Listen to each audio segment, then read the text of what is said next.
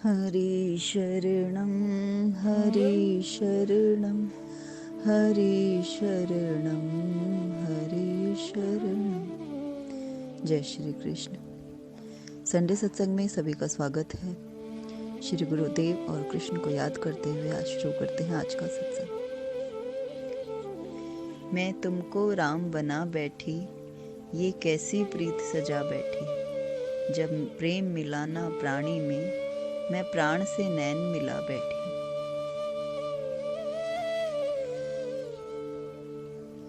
प्रेमी यही तो करता है, अपने प्राणों से प्रेम करने लगता है।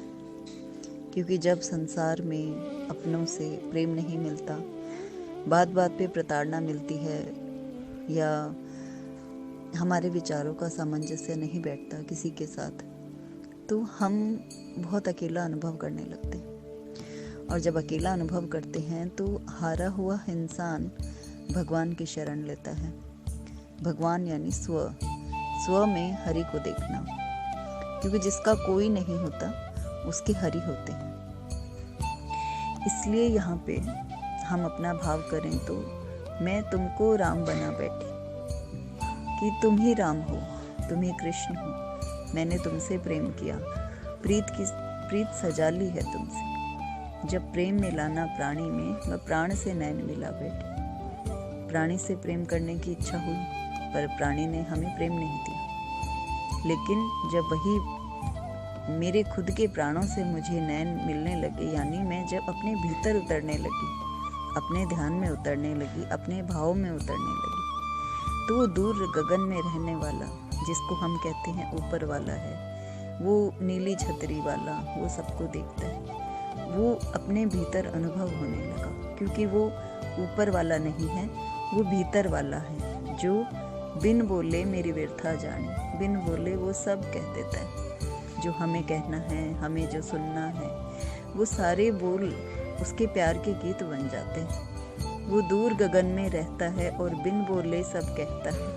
उसके ही सारे बोलों को मैं प्यार का गीत बना बैठी। तो वो जब अपने भीतर बोलता है तो उसके बोल हमारे भीतर भाव के रूप में उद्भव होते हैं।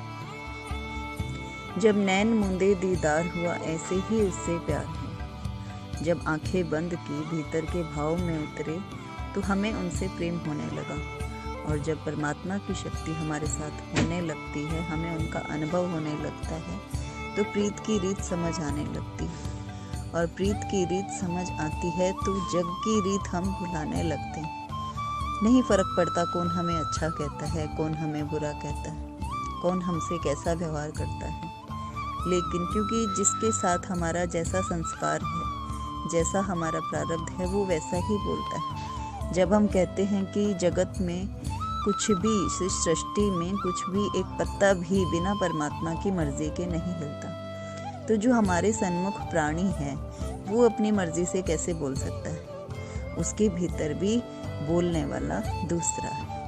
उसकी डोर जैसे हिलाई जाती है, वो वैसे हिलता है, वो वैसे बोलता है, वैसे रिएक्ट करता है। हमें ऐसे लगता है कि उसने हमारी बात को समझा नहीं, या हम जो कहना चाहते हैं वो समझ नहीं रहा, या जो वो कहना चाह रहा है हम नहीं समझ रहे। लेकिन ये द्वंद्व, ये असमंजस्य क्यों होता है? इसलिए होता है क्योंकि भीतर बोलने वाला भी वही है, समझने वाला भी है, बुलवाने वाला भी वही है, और ये द्वंद्व पैदा करने वाला भी वही। तालमेल नहीं बैठ पाना, ये भी उसी की लीला है। वो नीली छतरी वाला, वो हमारे भीतर प्रकट होने वाला लीलाधारी हमें बार बार अपनी ओर बुलाता है कि जाग, अब जाग मुसाफिर भोर बही, अब उठ, अब जाग, अब मेरी तरफ चल। देखिए तुझे नहीं समझ रहा, देखिए तेरी बात नहीं सुनता, क्योंकि ये तेरा नहीं है, इससे तेरा कर्म का संस्कार है, इससे तेरा जन्मों का वास्ता इसलिए है क्योंकि तुम्हें अपने अपने संस्कार पूरे करने। जैसे ही उस आत्मा से, जीवात्मा से हमारा संस्कार पूरा होता है, वो जीवात्मा हमारा साथ छोड़ देती है, या हमें अकेलापन अनुभव होने लगता है, या किसी भी तरह से हमारे प्रियजन से हमारा वियोग हो जाता है। तो संत अपनी मस्ती में क्यों रहता है, फकीर अपनी मस्ती में क्यों रहता है? क्योंकि उसने जग के रिश्ते, माया, प्रपंच, जंजाल सब छोड़ दिए। वो अपने आप में मस्त, अपने खुदा में। मुझे कौन जानता था तेरी बंदगी से पहले, तूने मुझे अपनाया और मशहूर कर दिया। तू मेरे भीतर प्रकट हुआ जब मैं आंख मूंद कर तुझ में रमने लगी, तो मुझे तेरा भाव मिलने लगा, तेरा प्रेम अनुभव होने लगा। क्योंकि एकांत में ही कांत से मिलन होता है, उस हरि से मिलन होता है, उस कृष्ण से मिलन होता है। और जब हम जग की रीत समझ जाते हैं कि ये जग किसी का भी नहीं है, क्योंकि इसे किसी का होना आता ही नहीं, क्योंकि जग तो नश्वर है, और जो झूठ है, जो मिथ्या है, जो स्वप्न है, वो सत्य, सुख, आनंद, परमानंद कहाँ से देगा? जिसके पास जो चीज है ही नहीं, वो कहाँ से देगा? अतः जब हम हरि से जुड़ते हैं, स्व से जुड़ते हैं, अपने प्राणों से जुड़ते हैं, अपनी धड़कन में नाम जप का संस्कार क्रिएट करते हैं, अब सतत सांसों की माला पर स्मरण चलने लगता है, हरि का नाम चलने लगता है, तो वो मुस्काता है कानन में और हंसता है मन दर्पण में।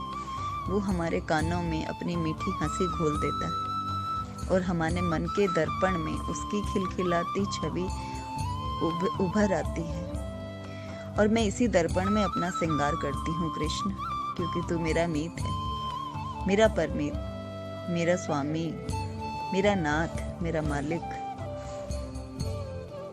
तू हर पल मैं उसके साथ हूँ। क्यों मैं 14 बरस का वनवास करूं? क्यों मैं तुझसे दूर रहूं? सोने का मृग भरमाए ना, मैं हार को जीत बना बैठी। मैं वो सीता नहीं होने चाहती जो सोने के मृग में भरमा जाए। मैं राधा होना चाहती हूँ जो तेरे ना होने पर भी तुझको अपना ले, तुझे में अपने आप को पाए, अपनी श्वासों में, अपने धड़कन में, अपने इष्ट को हर वक्त अपने साथ अनुभव करे, अपनी हार में भी जीत का अनुभव हो। जैसे राधा और कृष्ण कभी मिले नहीं। जब कृष्ण मथुरा छोड़कर चले गए थे, मथुरा आ गए थे, गोकुल छोड़कर चले आए थे, तो वे वापस गोकुल नहीं गए। लेकिन राधा और कृष्ण का प्रेम उज्जवल है, पवित्र है, शुद्ध है। राधा और श्याम एक ही हैं।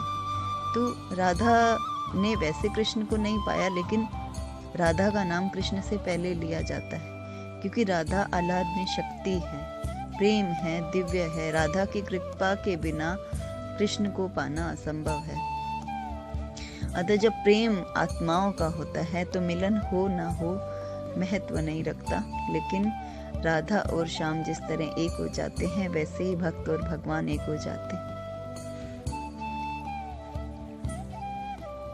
तो प्रभु को प्रभु का होकर पुकारिए, किसी भी भाव से, किसी भी रिश्ते से, किसी भी नाते से। इसीलिए बार बार मन कहता है, मैं तुझको राम बना बैठी, ये कैसी प्रीत सजा बैठी। मैं तुझी को राम मानती हूँ, तुझे ही कृष्ण मानती हूँ। हे गोविंद, हे गुरुवर, हे परमात्मा, हे विधाता, मेरे मन के तारों में तुम्हारी सरगम हो, मेरी वाणी में तुम्हारा माधुर्य हो, मेरे कानों में सदैव तुम्हारे सत्संग की, तुम्हारे भजन की, तुम्हारे स्मरण की रागिनी गूंजती रहे। हर वक्त ये मन तुम्हें पुकारता रहे। तो फिर गाते हैं, सांसों की माला पे सिमरूं मैं पी का नाम, मेरे मन की तू जाने और तेरे मन की राम। सांसों की माला पे सिमरूं मैं पी का नाम। तो श्वासों की माला पे जब हरि का नाम चढ़ जाए, कृष्ण का नाम चढ़ जाए, हमारे जन्म जन्म के साथी का नाम चढ़ जाए, तो उससे मिलन क्यों ना होगा। एक वही तो है जिससे मिलन होता है। संसार से हम मिलकर भी बिना मिले हुए रह जाते, क्योंकि हमारे मन और प्राण को कोई नहीं समझता, हमारे भावों को सिर्फ हरि समझते। हमारे मन की बात वो ही जानता है जिसने ये मन बनाया, जिसने ये दिल बनाया। अपने दिल की जब भी हम किसी से कहने जाते हैं, कौन उस बात को समझ पाता है? क्योंकि उसमें वो सामर्थ्य है ही नहीं। हम उसकी नहीं समझ पाते, वो हमारी नहीं समझ पाता। लेकिन एक हरि सबके मन की समझता है। जब भक्त अपने प्रभु की ओर चलता है, अपने इष्ट की ओर चलता है, तो हरि सदैव अपने प्रियतम की, अपने प्रिय की, अपने सखा की, अपने हम जो भी रिश्ता हरि से बनाते हैं, उसी के फलस्वरूप हरि हमारी सब समझते और हमारे मन की करते। तभी तो वो छाछ खेले गोपी के पीछे पीछे घूमता है। त्रिलोक का मालिक गोपी के पीछे घूमता है प्रेम के प्यास में। प्रेम के बांधे हरि बन दौड़े चले आते।